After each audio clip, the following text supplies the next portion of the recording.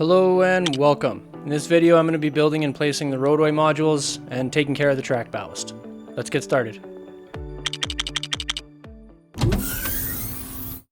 Hello there. Let's dive in and get building. Like before, I've already pulled up my digital model for instructions and I'm ready to start putting down some bricks. Each of these modules is a little bit different based on its configuration, but I've gathered the pieces for what I need to get the city started. While I'm building, I want to give you all my hot take on why price per piece is a useless measure and that LEGO needs to give us the weight of a model as part of the release specs. These roadway modules really illustrated the point beautifully. Let me explain. So the straight roadway module came out to 279 pieces with a weight of 515 grams. The T-intersection module with the 3 crosswalks finished with 451 pieces and a weight of 572 grams. So the difference between them was 172 pieces and 57 grams. Both modules have the same physical dimensions. This already starts to show the skew. So the T-intersection has 40% more pieces, but only weighs 10% more? This didn't sound right, so I did the math. LEGO Bricks and Pieces has all of the pieces for both modules available, so I can get a nice apples to apples comparison. So the straight modules come in at a total of $91 Canadian. The T-intersection modules are a total of $104 Canadian if you're buying all the parts brand new. Using the common price per piece method, the straight module comes in at 32 cents per piece, and the T-intersection's at 23 cents per piece, a 30% better value seemingly. But none of these numbers lined up. The T-intersection is the same size, has a 14% higher price tag, weighs only 10% more, has 40% more pieces, and a 30% lower price per piece. I had to make sense of this. I turned to grams per dollar and it tells a different story. The straight road module is 5.65 grams per dollar and the T-intersection is 5.5 grams per dollar. This seemed a lot more consistent right away. But where did the price per piece fall down? The straight module uses 2 $8 road plates, while the T-intersection only uses 1. So if you calculate the price per piece after removing these road plates, the values are suddenly much closer. They drop down to 21 and 27 cents per piece respectively for the straight and T-intersection modules. This says to me that price per piece is easily skewed by a small amount of large parts, or conversely, a large amount of small parts. Weight doesn't change nearly as much in either of these scenarios, making it more consistent for both.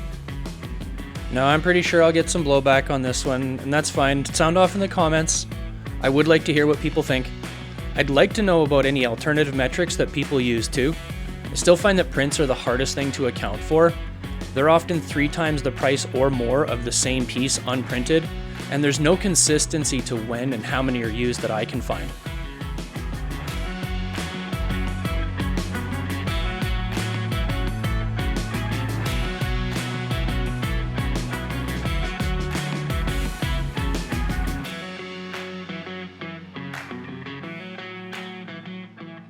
So as I'm watching this back to do the voiceover recording here, I'm realizing I have to work on my camera angle.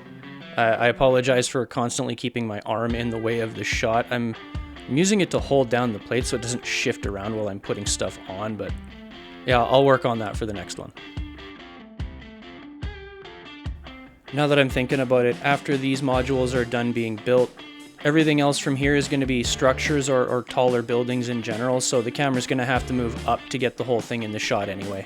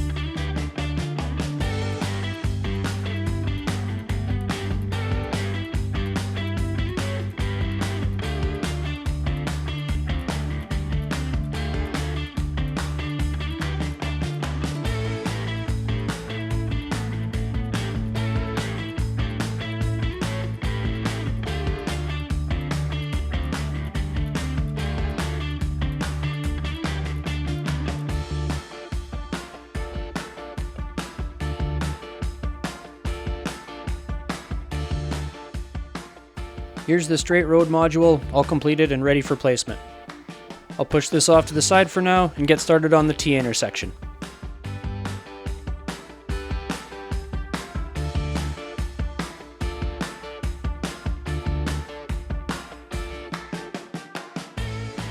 I don't really have a whole lot more to comment on this one. I'm kind of excited to get some of these more mundane modules out of the way so we can move on to some more exciting parts of the city.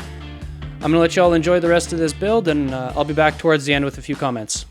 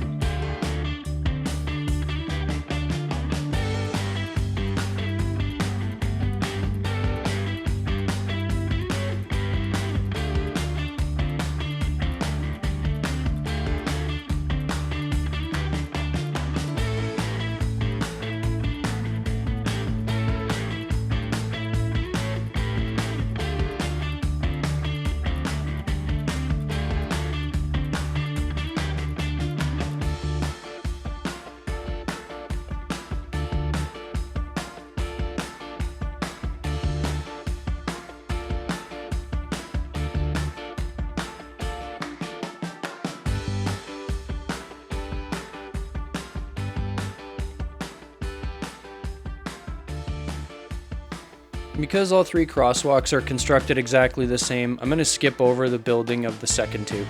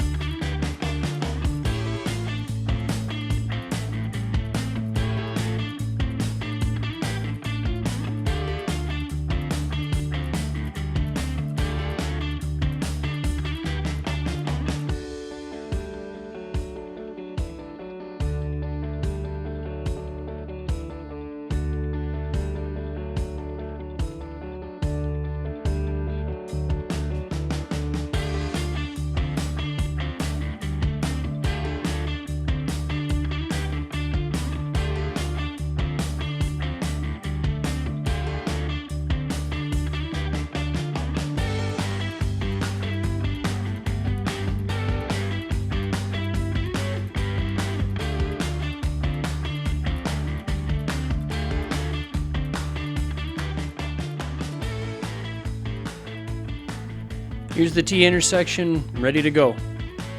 Before I can place these modules, I gotta take care of the track ballast underneath.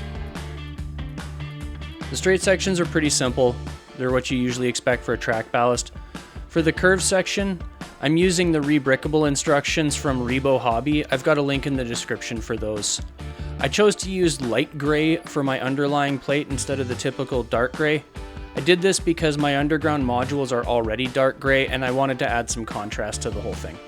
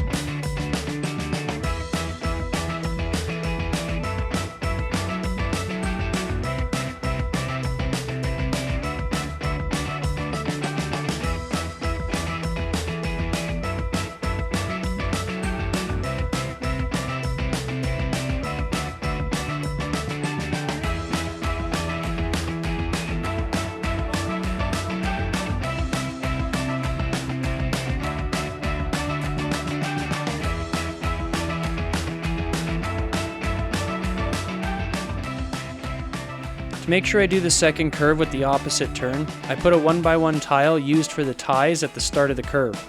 This prevents me from getting the whole thing flipped around by mistake halfway through.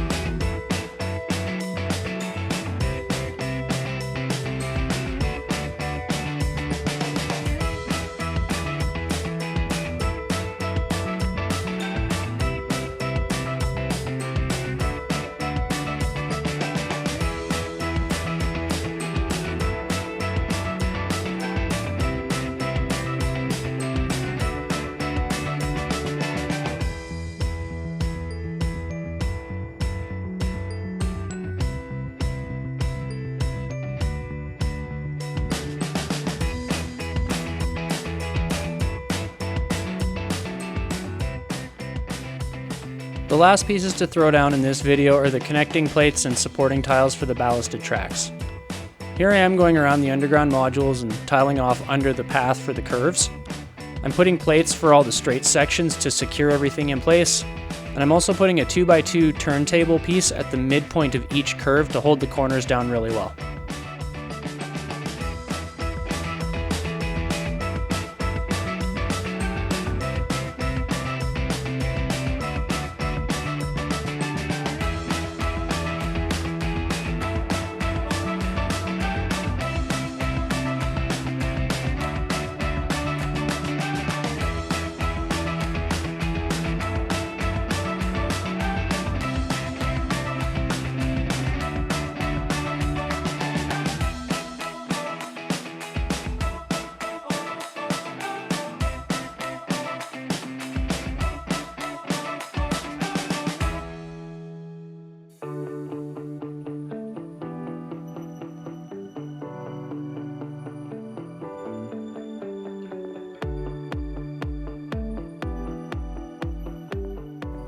After I finished preparing the underground modules and a quick sweater change, it was finally time to put in some city infrastructure.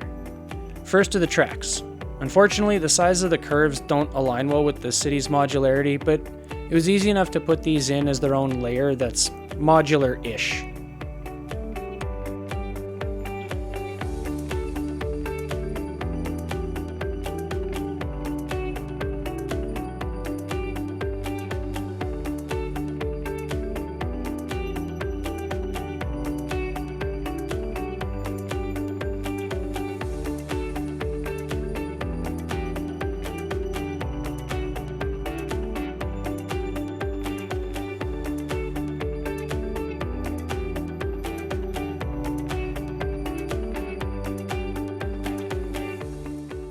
I've also added a couple more underground modules and mills plates to fill in the connecting section between the tables.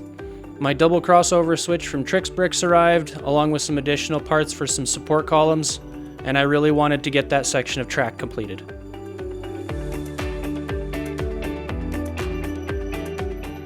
And finally, the roadway modules can be placed in the city. I'm sure you noticed the boutique hotel in the back corner of the city. This is one of the 2 sets that's going to find its home here. This was a gift from my late father, and this one means a lot to me.